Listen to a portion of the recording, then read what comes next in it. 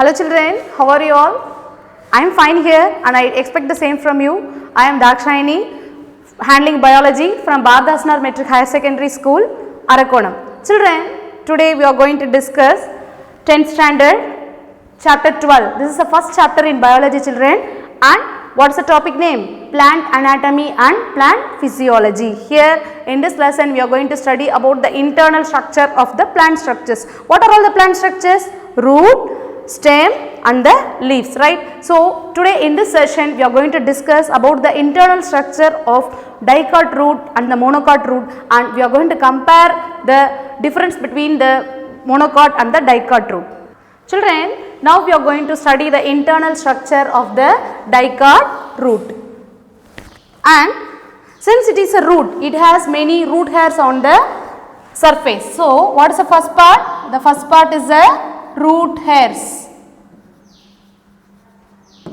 And the second one, the outermost part of the anything, that it may be a leaf or it may be a stem or a root, the outermost part is a epidermis, and this sky blue portions denote the cortex. Cortex comes under the ground tissue and it is fully made up of parenchyma cells, and this portion is a phloem. It is a phloem which helps in the transport of water, and this is the xylem, and this is a pith. Okay children, this is the ground plan of the dicot root. And now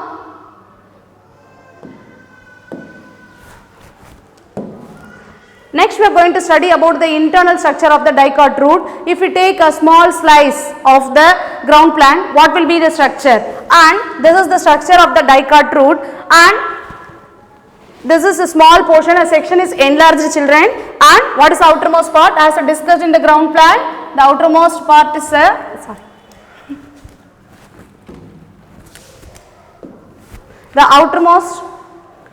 as we discussed earlier, the outermost part is a root hair, and this is the epidermis, the outermost layer in the roots we call by the name epiblema or epidermis. So this is the epiblema, and next to the epidermis the region lies here is a cortex. It is made up of parenchyma cells with the intracellular spaces. There is a space between each cells. So the cortex is made of parenchyma cells, and inner to the cortex there is a barrel shaped cells. What do you mean by barrel shaped children? This is the structure, this is the structure of the barrel. So barrel shaped cells, that is endodermis.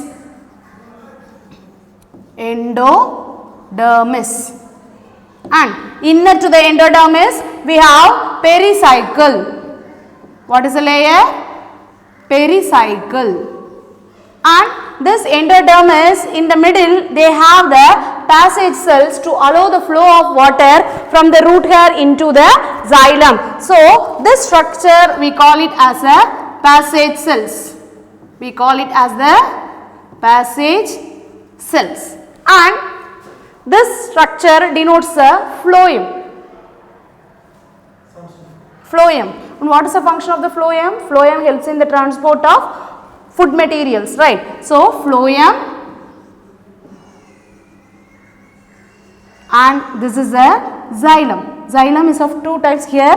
One is a protoxylem and another one is a metaxylem. What is a protoxylem? The first formed xylem we call it as proto, and the larger shaped cells we call it as a metaxylem. So this is a protoxylem,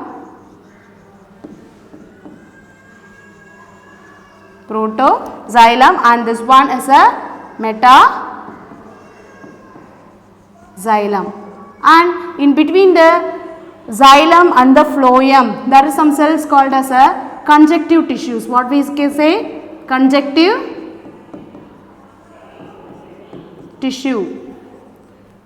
tissue, and this is the Casparian strips. The endodermis is made of the thickening called as a Casparian strips.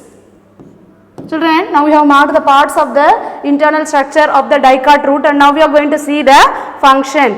And here you can see the xylem and the phloem are arranged on the different radii. For example, in a circle, what you call it as a radii, children? This is one radii and this is the another. This is the radius, right? Likewise, the xylem and the phloem are arranged alternate to each other. Just you look here, xylem, phloem, xylem, phloem. So the xylem is said to be exarch.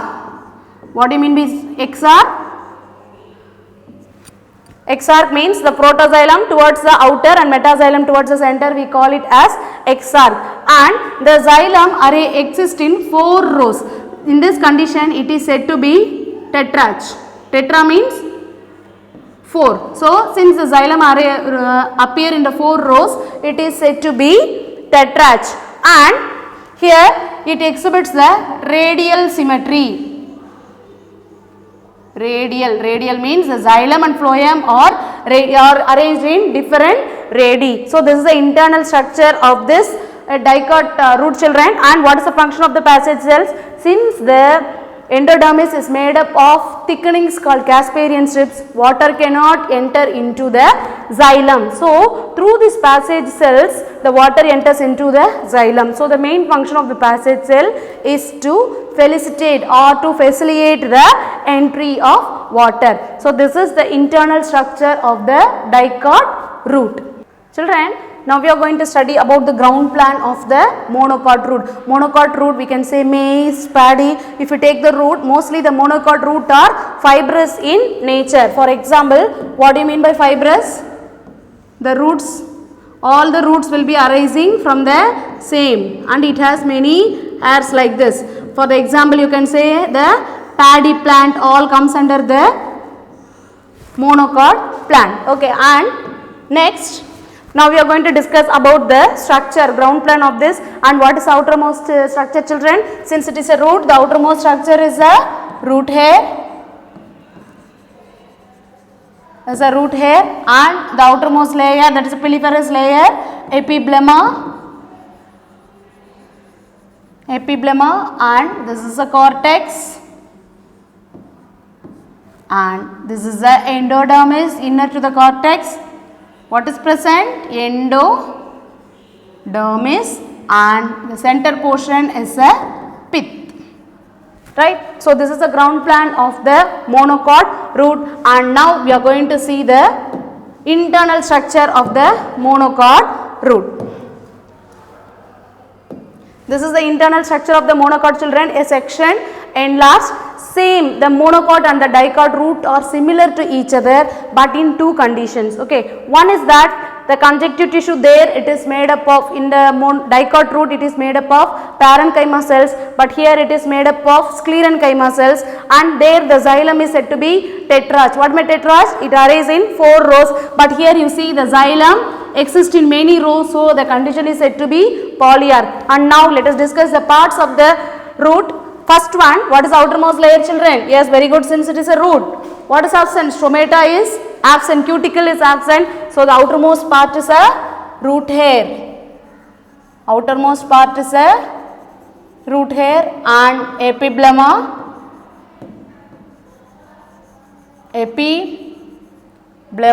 and then this is a cortex. Cortex is same as in the dicot root. It is made up of the parenchyma cells with the intercellular spaces. There is a space in between the cells to allow the movement of water, and this layer we call it what is this?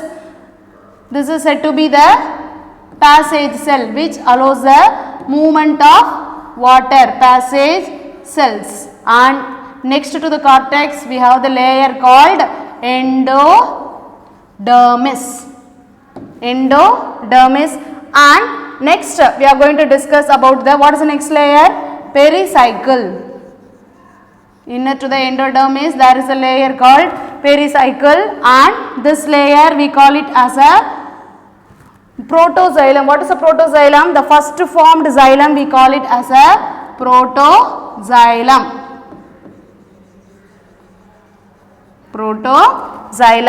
And this is said to be the, and the Center, the largest xylem, we call it as a metaxylem. Metaxylem, and this is a phloem. Phloem helps in the transport of food particles. And here the conjunctive tissue is made up of the sclerenchyma cells. So what is this layer? It is a conjunctive